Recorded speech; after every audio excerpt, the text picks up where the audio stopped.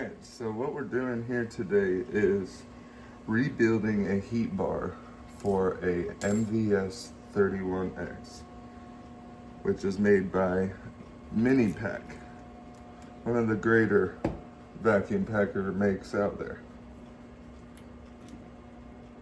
So what we do, we gotta make sure everything's set up properly.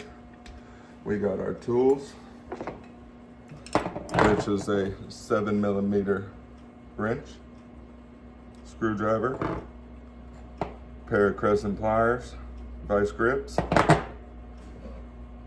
wire cutters, and a pick to make sure everything's clean and easy to take apart.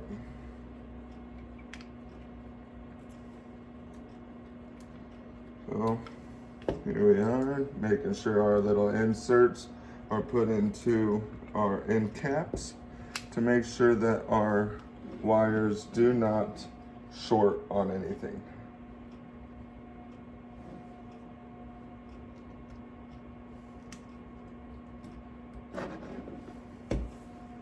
So to start off, we grab our wire.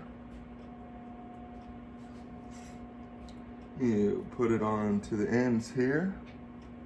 Brass fitting, nice and clean. Directly on top of the wires.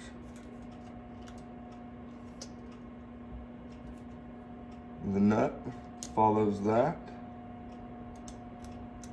to make sure it's nice and tight down in there. We need a nice connection to close the circuit. So we gotta make sure everything's nice and tight.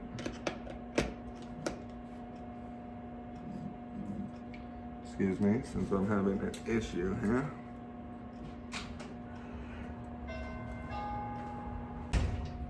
All right, so once we get this tightened down on, we're gonna wrap our wires down and around. But when you put this copper fitting on right here, you gotta make sure it's straight. It doesn't overlap or is crooked. If it lands on the plastic on the end cap, it will not work correctly and your wires will pull right back out. So make sure it sits in there flat and tight, and you're able to wrap. Make sure it's in its proper designated area as you wrap it around the next side here. As we sit, brass fitting held tight with the nut. Flip the bar over. Add a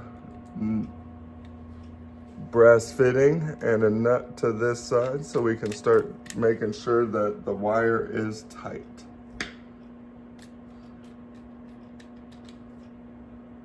Make sure it's straight so it sits down in the groove properly. Tighten to just snug. At this point, I like to bend the excess wire up so I can grip with my pliers. And at that point, we can tighten her up. All right, so as of right now, we are ready to tighten up our wires because we cannot have that much play. So get a nice vice grip on there. Tap down a few times till it's nice and tight.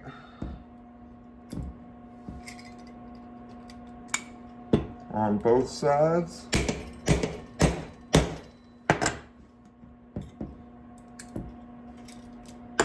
Cut off extra after you finish tightening down this bolt.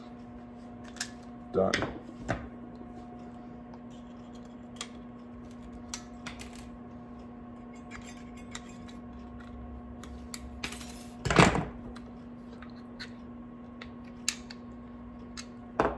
At the end of it, this is what it's going to look like.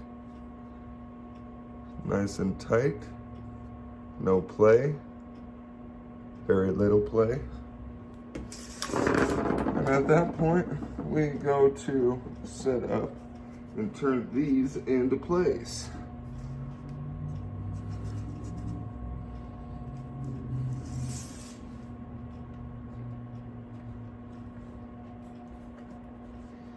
You got to be careful with these connectors here because they will bend a few more times than necessary, and then you'll have to replace them due to cracks in the material, which in the long run will mean losing of connection. Tighten that into place. Tighten that into place.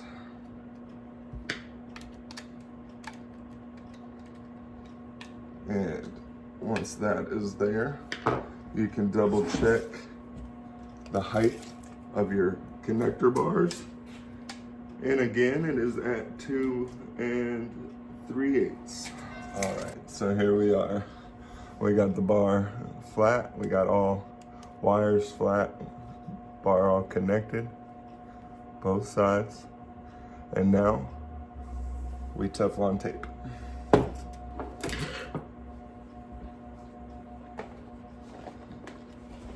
What I always do is go ahead and set it up standing and give 2 to 3 inches on each side, depending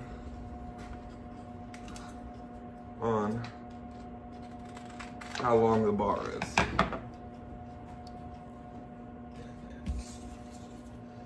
And the easiest way to get this yellow film off the back is using a razor blade to slide it in between the bubbles and the tape to pull it over so you can grab a grip.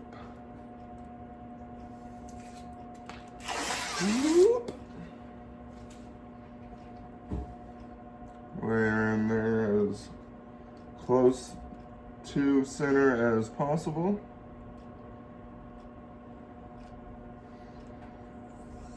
Flatten her in there. What I like to do is make sure it's nice and tight. Start from the center out.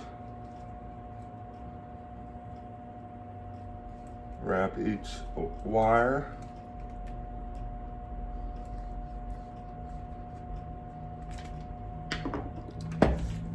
Layer down. If it's a bit long, I cut it off. And double stick to the top. This tape sticks best to itself.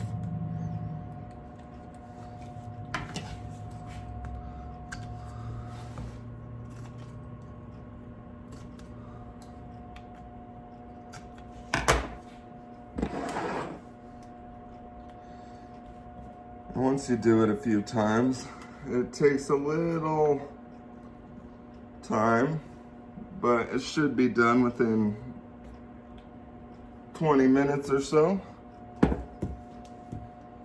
Make sure she's wrapped again. Both sides a little long, so tape, tape.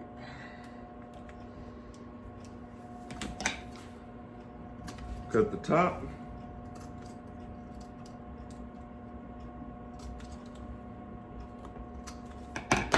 Obviously, I like to make it a little watertight so it doesn't get connection issues.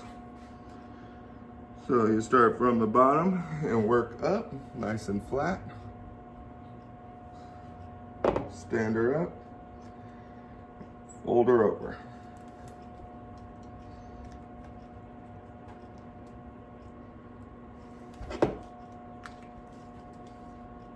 Sometimes it doesn't like to stick, so I like to heat it up with the heat gun just to make sure it's nice and sticky again.